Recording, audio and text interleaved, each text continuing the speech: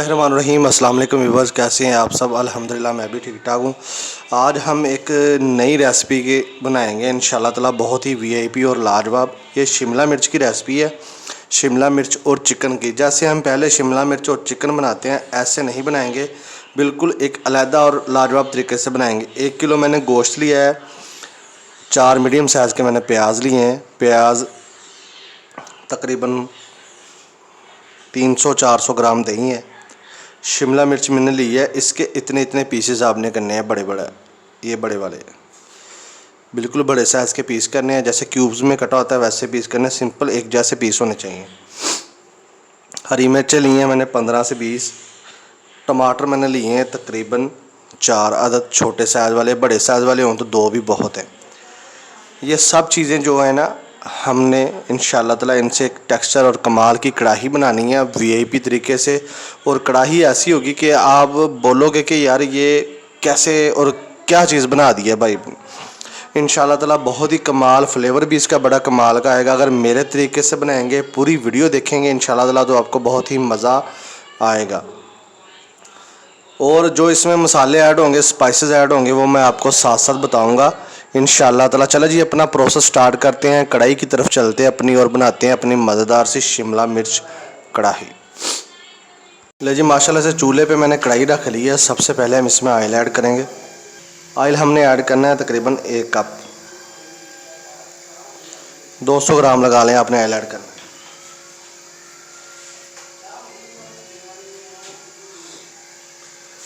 Oil کو اچھے سے گرم کریں گے، گرم کرنے کے بعد اس میں ہم جو شملہ مرچ اور مرچیں ہیں اس کو ڈال دیں گے اور اس کو تھوڑا سا فرائی کریں گے۔ آئل ہمارا ہلکا ہلکا گرم ہو گیا، اب اس میں شملہ مرچیں اور مرچیں ہیں جو وہ ڈالتے ہیں۔ ان کو ہم نے نا فرائی کرنا ہے ہلکا ہلکا گھی میں۔ یہ ایسے فرائی کرنا ہے کہ ان کا فلیور جو ہے گھی میں آ جائے اور یہ بالکل نرم ہو جائے۔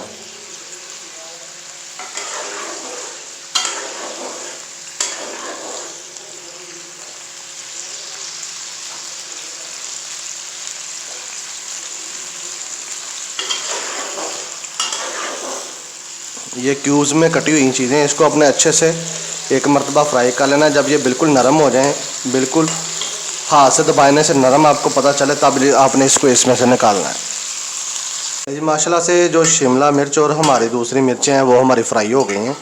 اب اس کو ہم نے نکال لینا ہے، علیحدہ برتن میں نکال لینا ہے۔ اس کنڈیشن پہ آگے آپ نے فلیم بالکل بند کر دینی ہے یا بالکل مدھم کر دینی ہے، جیسے آپ کو بہتر لگے۔ میں نے فلیم بند کر دی ہے تاکہ جو ہماری شملہ مرچیں ہیں زیادہ جل نہ جائیں، ان کا کلر نہ خراب ہو جائے۔ یہ آپ نے ایک علیحدہ برتن میں نکال کے رکھ لینی ہے۔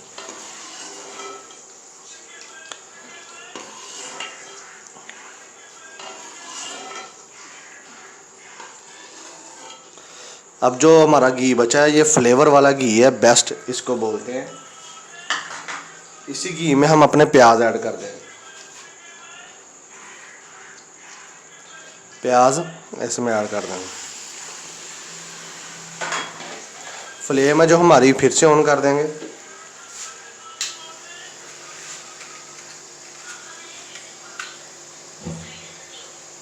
اس کو ذرا تیز آنچ پہ آپ نے پکانا ہے، پیاز ہلکے سے گولڈن کرنے ہیں۔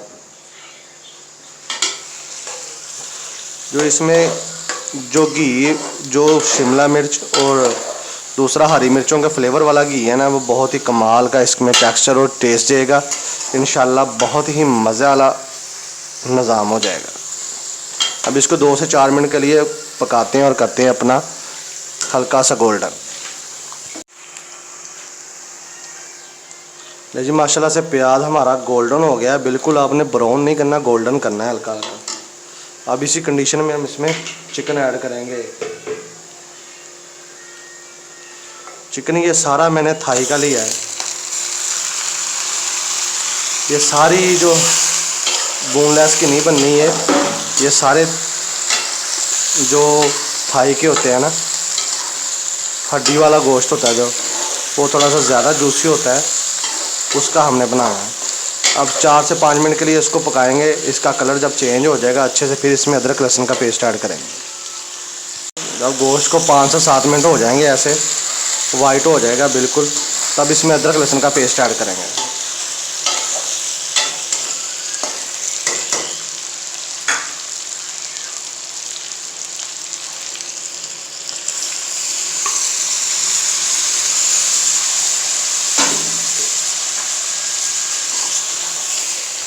ادرک لہسن کے پیسٹ سے سب سے زیادہ فائدہ یہ ہوگا کہ جو اس کی گوشت کی جو سمیل ہوتی ہے نا وہ بالکل ختم ہو جائے گی.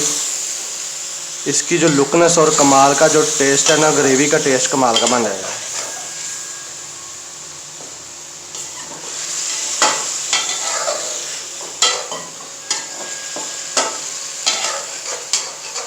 اب 2 سے 4 منٹ تک اس کو پکنے دیں گے. پھر پکنے کے بعد اس میں ٹماٹر ایڈ کریں. لے جی, گوشت نے اپنا پانی چھوڑ دیا ہے. اب اس میں ہم ٹماٹر ایڈ کریں گے تاکہ ٹماٹر بھی مکس ہو جائے اور اچھے سے اپنا پانی بھی چھوڑ دیں. ان کی جو VIP سی پیوری بن جائے اور گریوی سی بن جائے. یہ دیکھیں ٹماٹر اس میں ایڈ کر دیں گے. ایک مرتبہ ان کو مکس کر کے ہم ڈھکن لگائیں گے. ٹماٹروں کو آپ ایسے جتنا مرضی پکا لیں, یہ ایسے نہیں پکیں گے. جب تک یہ سٹیم پہ نہیں جائیں گے نا تو ٹماٹر ہمارے گلیں گے نہیں. ان کو ہم تقریباً 5 سے 7 منٹ کے لیے پکائیں گے اچھے سے. فلیم تھوڑی سی حساب کی کر دینی ہے, آپ میڈیم تو ہائی کر دینی ہے. اس کے اوپر ڈھکن دیں گے اور اس کو 5 سے 7 منٹ کے لیے ایسے ہی پکائیں گے.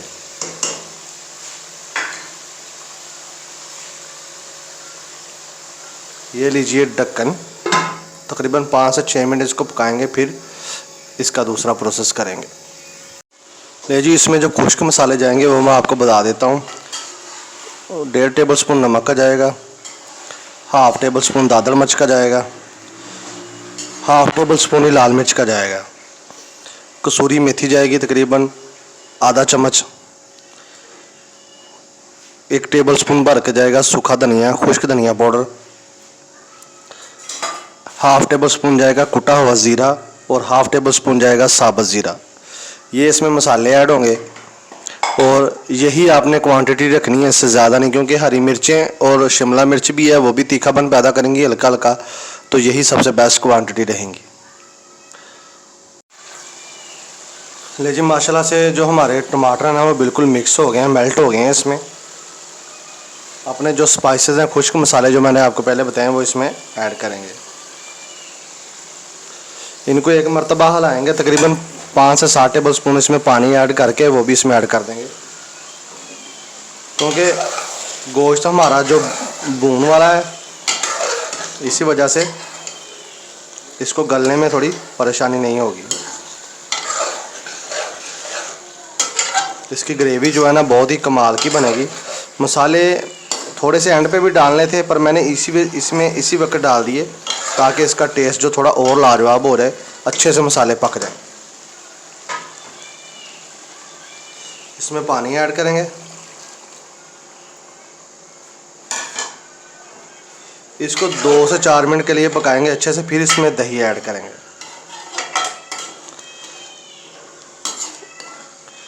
یہ جو چکن جو میں نے سٹارٹ میں جو شملہ مرچیں اور ہری مرچیں میں نے فرائی کر کے آئل میں دوبارہ چیزیں پکائی ہیں نا, اس کا جو ٹیسٹ بنے گا وہ ایک علیحدہ اور ایک الگ نیکسٹ لیول کا بنے گا انشاءاللہ.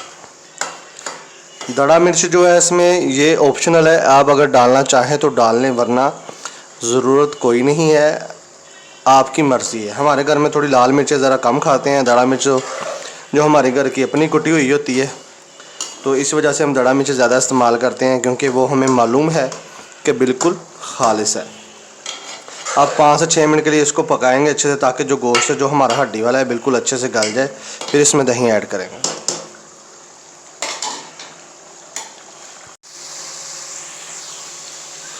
جی, ماشاءاللہ سے گریوی ہماری دیکھیں کیسی مزیدار سی تھکنس سی بن گئی, چیک کریں, بہت ہی کمال کا اس کا ٹیکسچر ہے. اب اس میں ہم اور فلیور کے لیے دہی ایڈ کریں گے. اسی کنڈیشن پہ آپ نے ایسے چیک کر لینا آپ کا مسالہ پورا ہے, پورا نمک مرچ جو بھی آپ نے ڈالنی ہے اسی کنڈیشن پہ ڈالنا ہے. اب اس میں ہم دہی ایڈ کریں گے.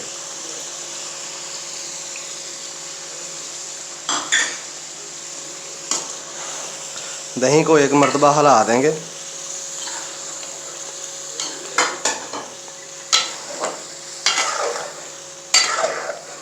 دو سے 4 منٹ بعد دہی اپنا پانی چھوڑے گا.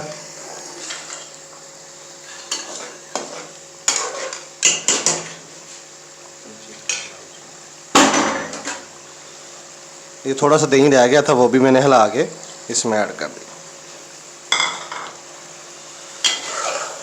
تھوڑی سی مجھے مرچوں کی کمی لگی ہے اس میں، وہ کمی جو ہے نا وہ پوری ہو جائے گی جب اس میں ہم شملہ مرچ اور دوسری مرچ اپنی ایڈ کریں گے. سالن کا ٹیسٹ ہمیشہ برابر مسالوں میں آتا ہے، یہ آپ یاد رکھیے گا.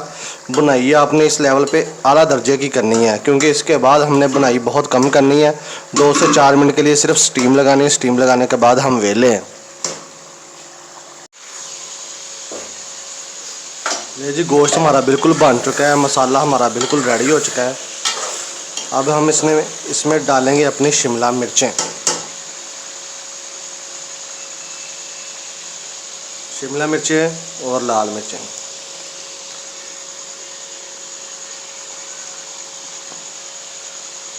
ان کو ایک مرتبہ اچھے سے مکس کر دیں گے. صرف 2 سے 3 منٹ کے لیے ہم نے اس کو کرنا ہے. زیادہ اس کو گلانا نہیں ہے، کھڑی کھڑی مرچیں رکھنی ہے ہم نے بالکل.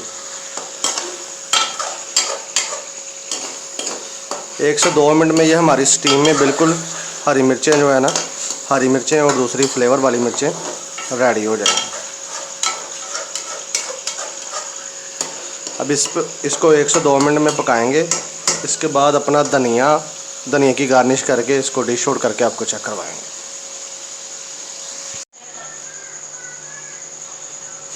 لے جی ماشاءاللہ سے VIP سے ہماری ہانڈی پک چکی ہے، گھی اوپر آ گیا ہے. اب اس پہ کریں گے دھنیا کی گارنش اور اس کو ڈش آؤٹ کریں گے اور آپ کو چیک کروائیں گے یہ کیسا بنا ہے. بسم اللہ الرحمن الرحیم. ہرا دھنیا آ گیا. اب اس کو ڈش آؤٹ کرتے ہیں اور آپ کو چیک کرواتے ہیں کیسا بنا. جی ماشاءاللہ سے الحمدللہ چیک کریں ہماری جو لک ہے نا وہ کیسی ہے، یہ وہ چیک کریں. ماشاءاللہ شملہ مرچ کی ایک علیحدہ اور منفرد ریسپی. الحمدللہ جو بھی بنائے گا یاد کرے گا اللہ پاک کے حکم سے. انشاءاللہ تعالیٰ بنائیے، میرے طریقے سے پوری ریسپی کو فالو کیجئے. انشاءاللہ تعالیٰ ایسی ہی اچھی مزید ریسپیز بناتا رہوں گا. تب تک کے لیے اجازت دیجیے. میں ہوں علی رضا اور آپ دیکھ رہے تھے دا فیملی کچن. انشاءاللہ نیکسٹ کسی نئی اور اچھی ریسپی میں ملاقات ہوگی. تب تک آپ اجازت دیجیے. اللہ حافظ.